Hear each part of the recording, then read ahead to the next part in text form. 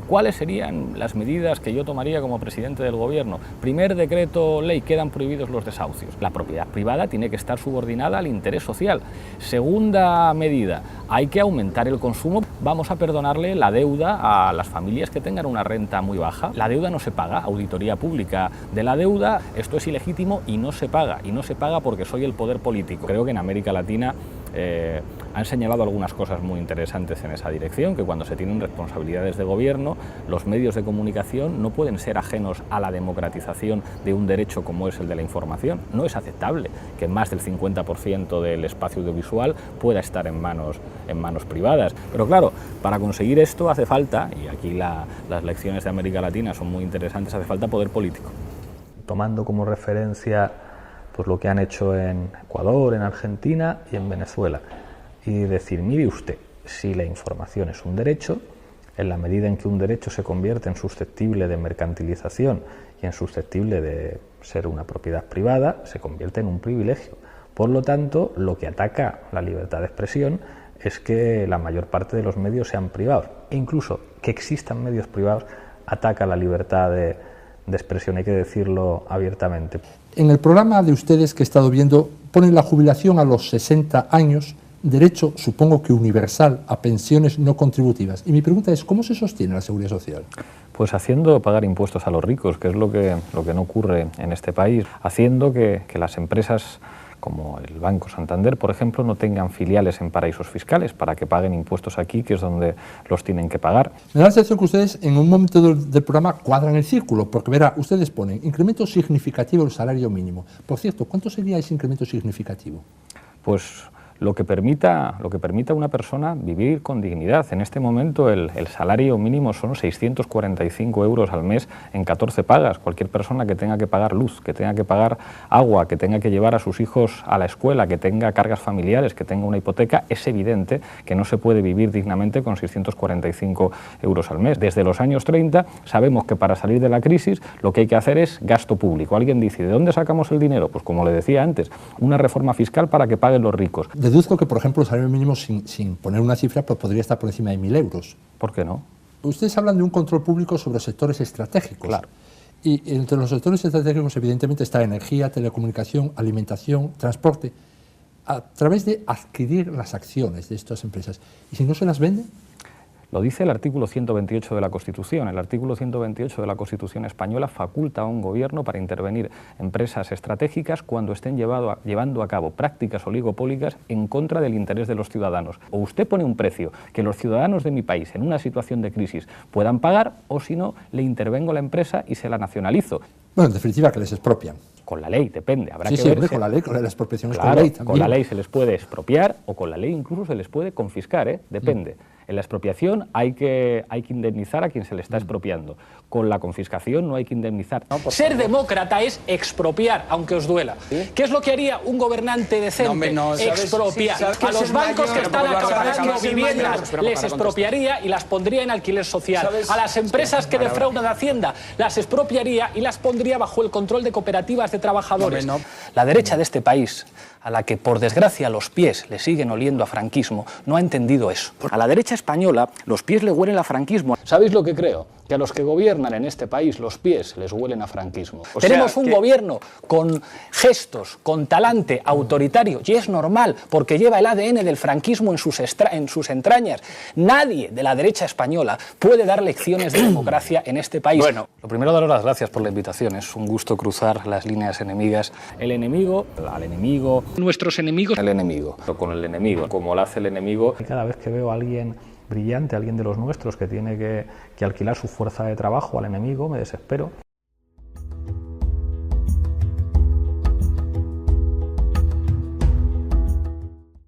Usted en las encuestas del CIS da que Podemos saca un escaño, entonces usted sería en ese caso dentro de 10, 12 días eurodiputado.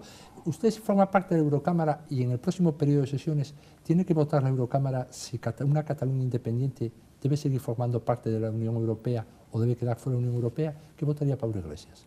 Yo respetaría la decisión que hubieran tomado los catalanes y los catalanas. A mí me gustaría que los catalanes decidieran seguir con nosotros. Me gustaría que formáramos parte del mismo país. Pero si la mayoría de los catalanes y las catalanas quieren un futuro diferente, los demócratas tenemos que asumir que democracia significa que la gente tiene que poder decidir. Pero como demócrata, el futuro de Cataluña lo tendrán que decidir los catalanes. Os pido un titular. Cataluña, ¿cómo salimos de este lío, de este asunto? Derecho a decidir, señor Nar, derecho a decidir sí, referéndum en Cataluña. El derecho a decidir no existe en ninguna sociedad del mundo, en ningún estado del mundo. Eso no existe. Esto es un cuento filipino. Y yo pregunto, en Quebec votan, ¿eh? En Quebec votan dentro de unos límites. Y yo te digo algo más. ¿Y yo por qué no el derecho a decidir de Hospitalet? ¿Y por qué no el derecho a decidir de mi calle? Pablo Iglesias, Cataluña. Los demócratas defendemos que los problemas se resuelven escuchando a la gente.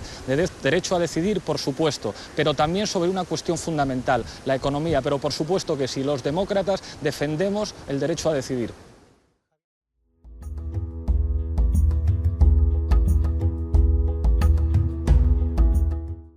Seguramente hoy en día la única forma de entender la política en Europa occidental sea la de asumirla como una desigual partida de ajedrez.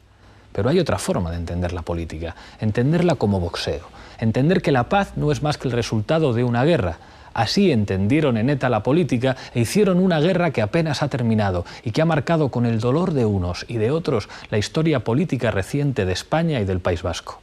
Hoy cabría preguntarse si lo que perdió ETA en su guerra contra el Estado lo podrá recuperar la izquierda abertzale ganando elecciones y poder institucional.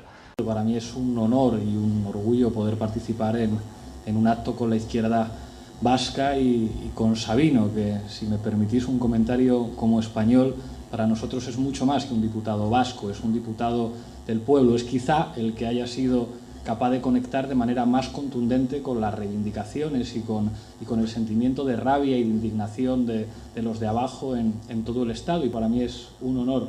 Y hoy no os diré que no nos dejéis solos con los españoles, sino que cuando finalmente os vayáis y decidáis como pueblo, os echaremos mucho de menos. El régimen político español es lo que surge de ese proceso de metamorfosis del franquismo que se llama transición española y que asienta una serie de poderes de tipo material. Digamos, hay una constitución material que va mucho más allá de lo que se escribiera en el papelito aquel de 1978. La Constitución que se produce en este país no instaura una suerte de reglas del juego democráticas, sino que de alguna manera mantiene una serie de poderes que de una forma muy lampedusiana, cambiarlo todo para que todo siga igual, permitieron la permanencia de una serie de élites económicas y también políticas en los principales mecanismos y dispositivos de poder del Estado español. Me gusta contar esto aquí porque quien se dio cuenta de eso desde el principio fue la izquierda vasca y ETA. Quien se dio cuenta de eso desde el principio fue la izquierda vasca y ETA. Fue la izquierda vasca y ETA. Por mucho procedimiento democrático que haya, hay determinados derechos que no se pueden ejercer en el marco de la legalidad española por muchas cosas que diga la legalidad española. Hay determinados derechos que no se pueden ejercer en el marco de la legalidad española. La retirada de ETA del escenario político español y vasco es, a día de hoy, un hecho incontestable. Basta mirar las encuestas para darse cuenta de lo poco que importa ETA ya a los españoles. En este contexto, cualquier demócrata debería preguntarse si no sería razonable que los presos de ETA y aquellos vinculados al independentismo vasco no deberían ir saliendo de las cárceles. Alguien dirá que algunos han cometido delitos gravísimos, sin duda, pero también los cometió Rodríguez Galindo. También los cometieron los policías Amedo y Domínguez, y desde luego no es que se hayan podrido en la cárcel precisamente. Eso por no hablar de los responsables de los crímenes franquistas. Fijaos, yo creo que todo lo que tiene que ver con el problema vasco, que tiene que ver con ETA, que tiene que ver con la izquierda abertzale y sus organizaciones, y que tiene que ver también con la sociedad vasca, es una cuestión de Estado. Si no fuera una cuestión de Estado, Felipe González no habría dado la orden de negociar con ETA en Argel, Aznar no hubiera dicho he dado la orden de establecer contactos con el movimiento vasco de liberación, y Zapatero no hubiera enviado a sus hombres a negociar también con ETA. Nadie puede decir que haya habido impunidad con quien ha cometido un delito en nombre de ETA. Nadie. Es más, incluso hay algunos juristas que dicen que ha habido sobrepunidad, como la famosa doctrina Parot. En un contexto de pacificación, en el que los ciudadanos vascos, no el Tribunal Constitucional, han decidido que Bildu y que Amaiur estén en las instituciones. En estos momentos hay 314 asesinatos de ETA sin condena. Hay 134 que ya han prescrito. Dignidad y Justicia llevó a mitad del año 2012 90 casos de apología al terrorismo, de respaldo a presos etarras llevados a cabo por Bildu.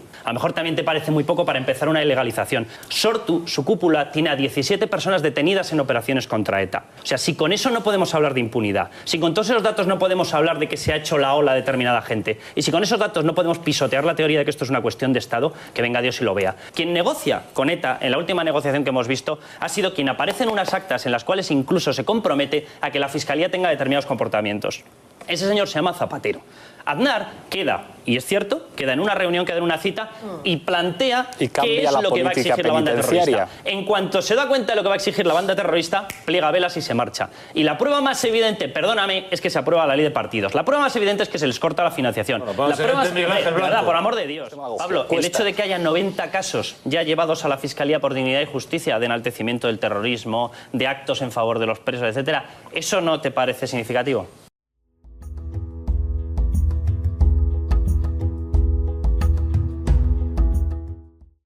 Seguramente habréis escuchado muchas veces eso de que no se negocia con terroristas o que solo con los instrumentos del Estado de Derecho puede combatirse al adversario. Creedme si os digo que no son más que estupideces propias de cínicos que no se atreven a llamar a las cosas por su nombre. Ya recordé aquí al astuto Mao Zedong que decía que el poder nace de la boca de los fusiles y así sigue siendo. Por desgracia, la política se construye muchas veces sobre cadáveres y sobre el sufrimiento de pueblos enteros. Hoy hablamos... El acontecimiento fundacional de la democracia moderna es la Revolución Francesa, que inauguró las bases ideológicas de la modernidad que todos los demócratas compartimos. ¿Y saben cuál es el acto que simboliza esa proclamación histórica de la democracia? Cuando a un rey, Luis XVI, le cortan la cabeza con una guillotina. Ese terrible instrumento está vinculado a la democracia desde que el diputado José Ignacio Guillotin lo recomendó en la Asamblea Nacional como sustitutivo humanitario de los métodos tradicionales en las ejecuciones públicas. Se trataba de que no solo los nobles tuvieran el privilegio de una muerte sin dolor. Hasta entonces, solo aquellos con sangre azul podían disfrutar de la decapitación con espada o con hacha. Finalmente, la Asamblea Nacional Francesa adoptó el uso de la guillotina a fin de que la pena de muerte fuera igual para todos, sin distinción de rangos ni clase social. ¿Cuántos horrores nos habríamos evitado los españoles de haber contado a tiempo con los instrumentos de la justicia democrática? Y es que, como dijo Robespierre, castigar a los opresores es clemencia, perdonarlos es barbarie. En fin, una de las grandes falacias del siglo XX ha sido acusar a la izquierda de ser antiamericana. Los Estados Unidos han dado una tradición política y una constitución dignas de interés para cualquier socialista o cualquier interesado en la emancipación. Hoy en este monólogo voy a reivindicar el derecho de todos los ciudadanos americanos a llevar armas, establecido por la segunda enmienda de la Constitución de los Estados Unidos, aprobada en 1791. Algunos piensan que este derecho es un anacronismo que explica que adolescentes pajilleros y frustrados provoquen una matanza en su colegio porque se sienten marginados o porque las cheerleaders no les hacen caso. Pero estos casos, nada infrecuentes por desgracia, son solo síntomas de una sociedad enferma y nada tienen que ver con un derecho, el de portar armas, que es una de las bases de la democracia. Si algo sabían los patriotas americanos que expulsaron a los ingleses, es que la democracia es incompatible con el monopolio de la violencia por parte del Estado que inventó el absolutismo europeo. La democracia es tal si el poder está repartido, y si la base del poder es la violencia, el pueblo no puede delegar el fundamento de la soberanía. Cómo cambiaron las cosas en algunos barrios de California cuando el Partido de los Panteras Negras, amparándose en la Constitución, empezó a defender a sus comunidades patrullando armados los barrios. Como dijo Huey Newton, un pueblo desarmado puede ser sometido a la esclavitud en cualquier momento. Dios bendiga a América. Cualquiera que haga política se va a tener que enfrentar siempre a tres cuestiones que no son necesariamente bonitas. Una es el Estado como instrumento contradictorio pero ineludible, otra es la violencia, que forma parte consustancial de la organización del poder, y otra es el liderazgo. Lo que estamos planteando con salir a la calle es construir contrapoder. Yo pienso en ese estudiante que me escribía, es como no tengo dinero para ir en autobús a la facultad. digo, hostias, o sea, es que cómo no está ardiendo Madrid. Eso es demostrar el poder social que tienes, a pesar de que hay el elemento ineludible con el que te encuentras, que lo apuntábamos antes, es el de la violencia. No sé si los chavales de Resistencia Galega que están en la cárcel eran conscientes de lo que les había ocurrido, pero no había otra salida. Entonces estamos construyendo ese contrapoder social que hace que a un joven, si hace una pintada, si tira un cóctel molotov o incluso si saca una pistola, le protege una parte de la sociedad. Y di un puñetazo, no porque alguien de mi situación socioeconómica se vea muchas veces en esa situación, sino porque estábamos en un centro social, en el laboratorio, y un grupo de lúmpenes, pues eso, gentuza de clase mucho más baja que la nuestra, intentó robar una mesa de mezclas a unos raperos. Los raperos querían romperles la boca, yo creo que con criterio normal. Me roban la mesa de mezclas, te rompo la boca. Es que la palabra democracia, la palabra libertad, la palabra igualdad, la palabra decencia, los derechos humanos implican un radicalismo en estos momentos que provoca por parte de nuestros enemigos la criminalización. No piensan hacer un debate sobre si utilizan o no la violencia. Mantienen, eso sí, que nada les detendrá en su oposición al capitalismo. Nosotros vamos a seguir estando en la calle y vamos a seguir movilizándonos y vamos a seguir llevando a cabo prácticas de desobediencia civil en la calle. El crecimiento del movimiento anticapitalista en este momento es imparable y las balas no van a detenernos. Nos han dicho que participar en este programa podía perjudicar a la institución monárquica, por lo cual han hecho que mi ego, que ya está bastante subido de por sí, esté volando a la altura de Carrero Blanco. Después de lo que hemos visto en Gamonal, no se puede consentir que nadie, que han sido representantes de su barrio, que estamos viendo a la gente normal, queremos a nuestros héroes, a nuestros muchachos en la calle. El discurso que está diciendo la gente no es se han pasado de la raya, sino que les están recibiendo como héroes precisamente por haber defendido al barrio jugándose su libertad. Y las entidades financieras, aunque hayan sido víctimas de un ataque contra sus lunas con una piedra, cuando ellos han sido responsables del desahucio de familias, tienen que tener la responsabilidad de Estado para decir no se puede presentar cargos contra nadie. Eso es la responsabilidad de Estado. Yo en 15 segundos, y perdona Javier, me niego a aceptar, me niego a aceptar que tú consideres héroes a quienes prendieron fuego a las calles de Burgos. Cuando esa rebelión social se desvirtúa, no porque yo sea un arcangélico partidario de la paz, en absoluto, sino porque a mí me parece que la violencia es un acto infantil y además contradictorio. Actúa como agente provocador y es precisamente lo que el poder desea, deslegitimar la auténtica resistencia y rebelión y contradicción social con actos a los cuales se puedan decir esto es la rebelión, que no es verdad. Por lo tanto, yo a estos pájaros no los llamo héroes, los llamo vándalos, porque esto lo va a terminar pagando la población de Burgos. El gilipollas que pega fuego a un contenedor no es un acto revolucionario de resistencia, es un acto vandálico infantil. Es una imagen muy polémica, muy dura que hemos visto cuando un grupo de antidisturbios trataban de detener a un manifestante. Hemos visto cómo algunos manifestantes les rodeaban y efectivamente agredían a un policía. Sé que esa imagen se ha utilizado para criminalizar a los manifestantes, pero tengo que reconocer que me ha emocionado. Porque a pesar de que se la estaban jugando, a pesar de que no es agradable ver una agresión contra nadie, creo que expresaba una rabia que está creciendo. Y cuando la rabia crece entre la gente hasta el punto de que alguien es capaz de jugarse la integridad física y muchas más cosas, atreviéndose con un funcionario público que está entrenado, que lleva un arma de fuego, que lleva un casco, algo está pasando en la sociedad. De esta manera se desataba la violencia en la madrileña Plaza de Colón. Una lluvia de piedras caía sobre los policías que no podían más que retroceder.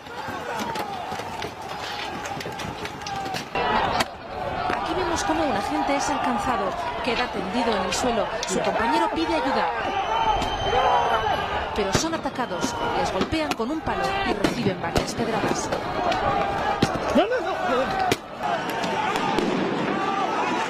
Con palos cargan contra los furgones policiales y producen multitud de destrozos en el mobiliario urbano.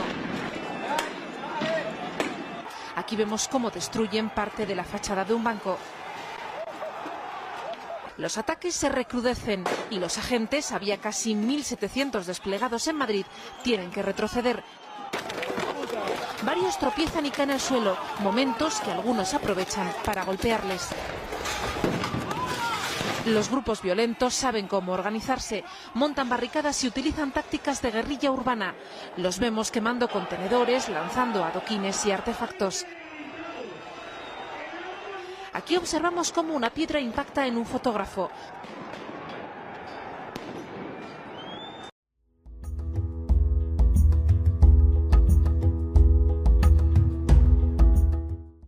Alguien podría decir que el problema con Chávez está en las implicaciones que podría tener el fallecimiento del presidente de la República Bolivariana de Venezuela. Pues yo opino que tampoco sería para tanto. Todo el mundo sabe que antes o después, según lo que establezca la ley venezolana, habría elecciones y los venezolanos, como llevan haciendo desde hace tiempo, elegirían a su presidente. El problema no es ese.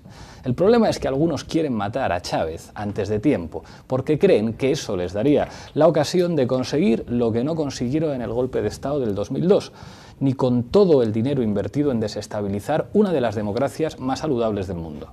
En fin, ya están vendiendo la piel del oso antes de cazarlo. Y si me permiten un consejo de politólogo, mis colegas periodistas, ni siquiera el cáncer podrá hacerles el trabajo sucio. Tengan cuidado, Chávez vivo es muy peligroso para los poderosos, pero muerto sería invencible. Mencionemos solo algunas diferencias entre los jefes de Estado de Venezuela y de España. Hugo Chávez dio un golpe de Estado, se la jugó al frente de sus hombres, no ocultó su responsabilidad y fue a la cárcel.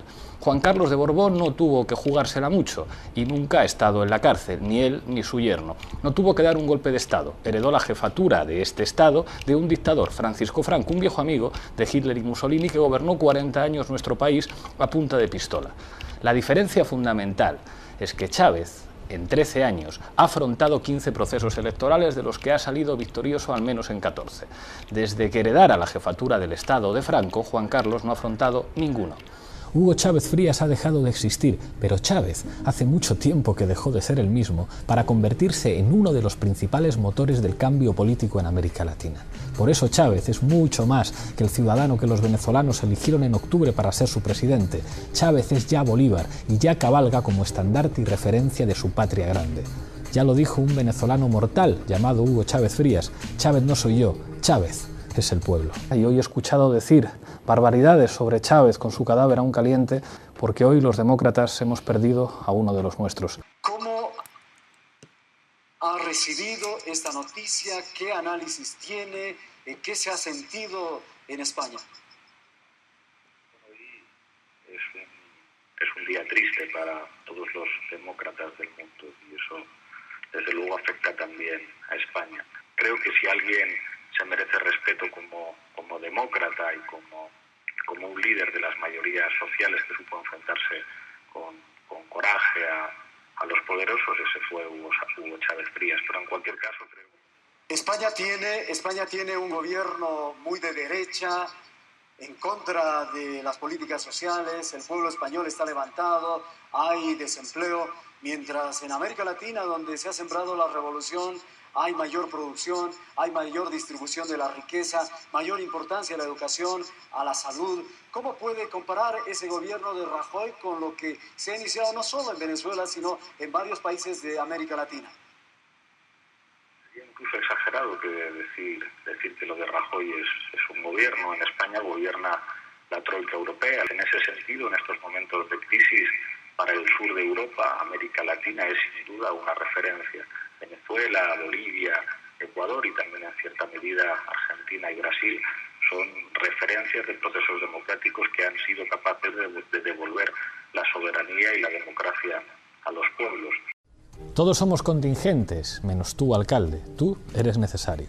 Los que simpatizamos con el proceso bolivariano siempre estuvimos preocupados porque él mismo estuviese vinculado necesariamente a la figura irrepetible de Hugo Chávez Frías. ¿Habría chavismo después de Chávez? Esta era una pregunta 1000 veces repetida que casi nadie se atrevía a contestar. Finalmente el cáncer logró lo que ni la oposición venezolana ni toda la presión exterior había conseguido: quitar a Chávez de en medio. Como en cualquier sistema democrático, no hubo transición alguna, se aplicó la ley, se convocaron elecciones y Nicolás Maduro las ganó.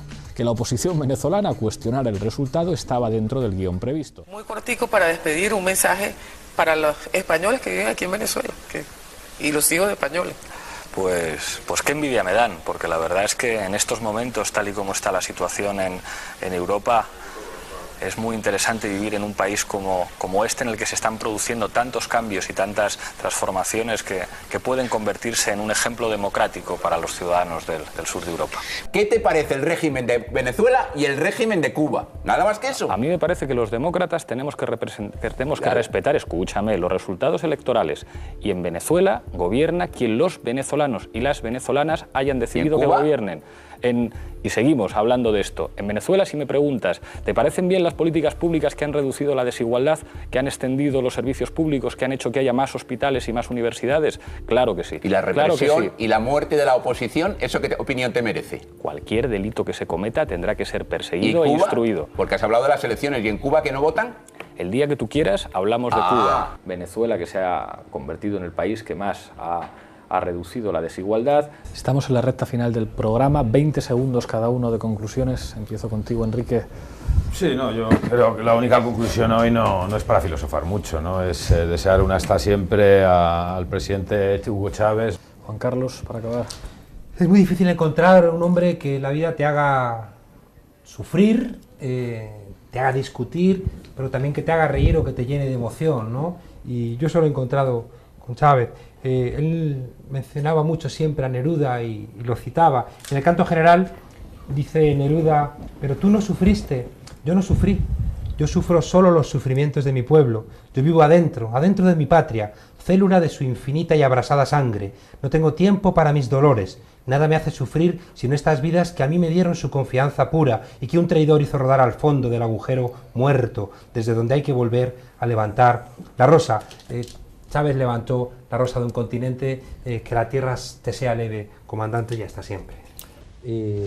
Incluso recuerdo una discusión fuerte cuando el presidente Chávez, él ha protagonizado un intento de golpe de Estado, de alguna manera legitimado en la medida en que el presidente contra el que se levantan después es acusado por fraude y tiene que salir fuera del país, que es Carlos Andrés Pérez, ¿no? Un tipo que había estado implicado también en formas de terrorismo de Estado, ¿no?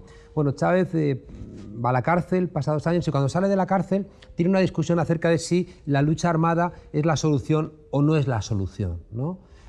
Esto genera una discusión fuerte donde Vargas Llosa, ese eximio escritor y patético ciudadano, plantea que cuando defendíamos desde Europa la necesidad de la lucha armada en tantos sitios de América Latina, lo hacíamos porque no queríamos nosotros aquí la lucha armada. Y claro, entonces siempre surgía la discusión, bueno, ¿y ETA?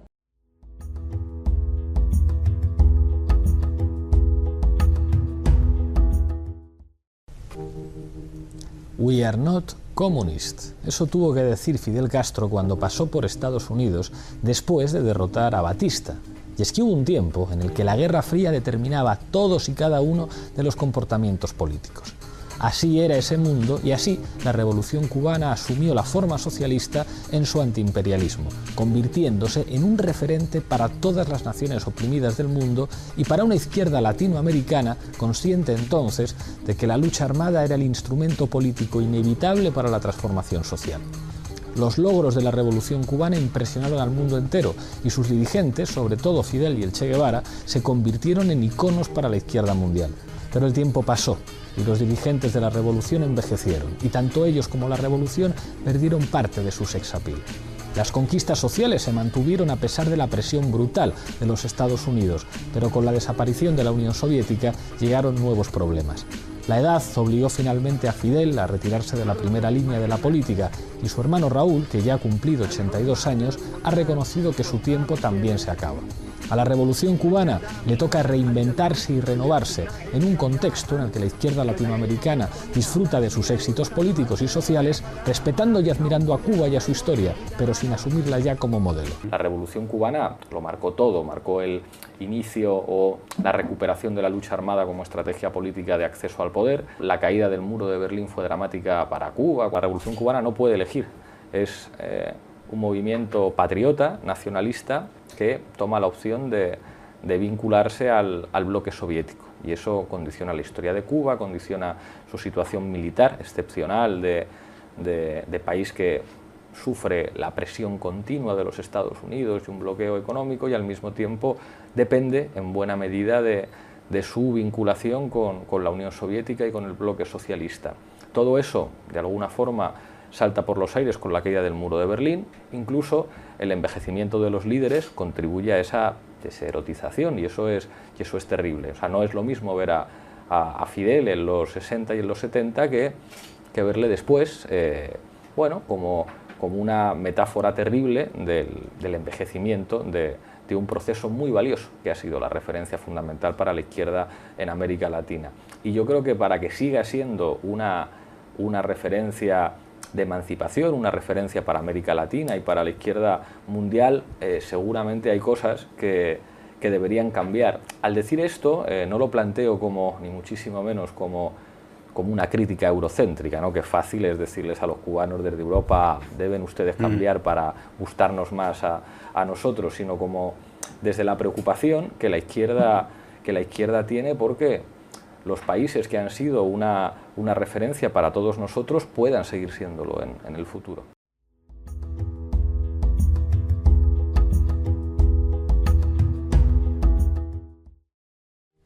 Me gusta Ecuador, ¿saben por qué? Porque allí han demostrado que con voluntad política se puede. Habrá cosas en las que no estemos de acuerdo, pero un gobierno que paró los pies a los poderes financieros llevando a cabo una auditoría y una reestructuración de la deuda merece mi admiración. Y lo mejor es que esta medida, como otras de las llevadas a cabo por el gobierno de Rafael Correa, no solo fueron valientes, sino que además funcionaron. Ecuador ha reducido la pobreza, la desigualdad, la tasa de paro, apuesta por la innovación y el conocimiento y a día de hoy recibe a titulados españoles a los que ofrece un futuro que nuestro país les niega. En política uno no es lo que dice ser, sino lo que demuestra. Y el presidente Correa ha demostrado que desde el Estado se puede trabajar para que los de abajo recuperen la dignidad.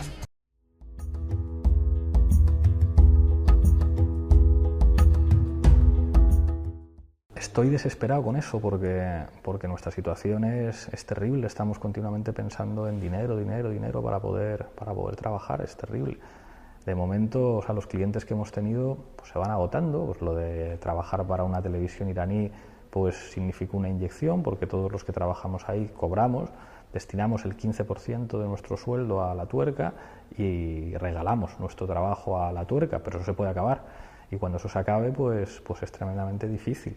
Y lo del crowdfunding está muy bien porque la gente te ayuda, pero eso tiene sus límites y pueden llegar un montón de gente muy lista a hablarte de las virtudes del accionariado popular y de las suscripciones, pero fuera del País Vasco yo no he visto que eso funcione realmente y me preocupa porque hacen falta recursos y creo que, o sea, no conozco a nadie de izquierdas que sea bueno haciendo negocios y eso es terrible porque si no generas dinero, pues no se puede pagar salarios a la gente. A mí cada vez que veo a alguien brillante, a alguien de los nuestros que tiene que alquilar su fuerza de trabajo al enemigo, me desespero. Dictador y asesino, me quedo con eso. Fernando Paz. Pues se fue el jefe de Estado de España, bajo cuyo mandato se produjo la gran transformación de la historia de España. Continuamos con la siguiente imagen, la imagen de la pasionaria, expresidenta del Partido Comunista. Un ejemplo de dignidad para todos los españoles. Bueno, la vida de la pasionaria la verdad es que es conmovedora en cuanto a que fue un fiel esbirro de Moscú en todo momento y lo único que puede glosarse de la vida de la pasionaria es que al parecer en sus últimos momentos de vida confesó y se arrepintió de sus pecados según una reciente biografía que ha salido del Padre Llanos. De sus pecados. Y Dios quiera que así sea. Continuamos con su sucesor, Santiago Carrillo. Un hombre controvertido, pero fundamental en la historia de este país.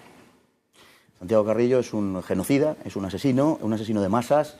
El cálculo de 5.000 muertos asesinados en Paracuellos es un cálculo moderado. En este momento hay identificados más de 4.500.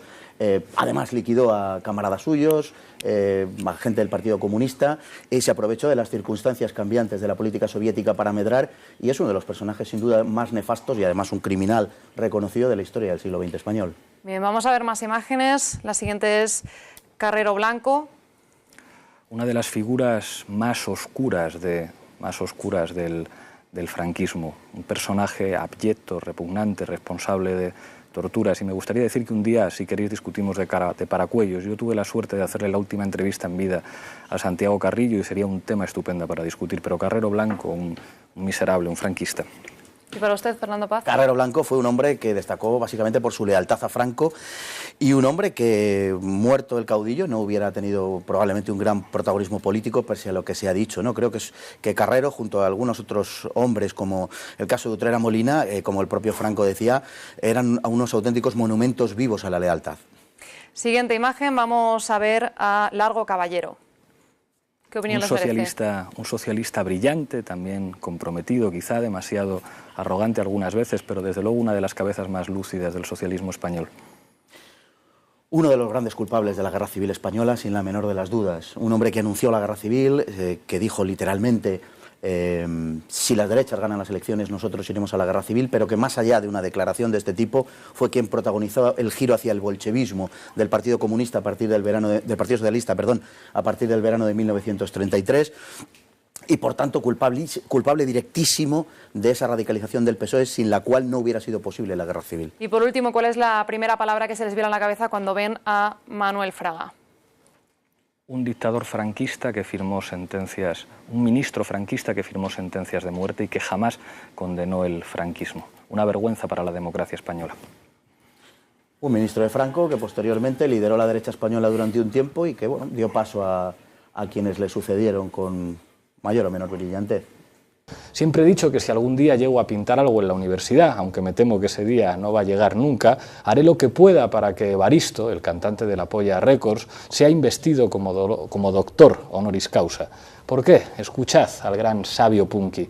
Banqueros unos ladrones sin palanca y de día, políticos estafadores juegan a vivir de ti, fabricantes de armamento eso es jeta de cemento, las religiones calmantes y las bandas de uniforme, la droga publicitaria, delito premeditado y la estafa inmobiliaria, delincuencia es la vuestra asquerosos, delincuencia, vosotros hacéis la ley.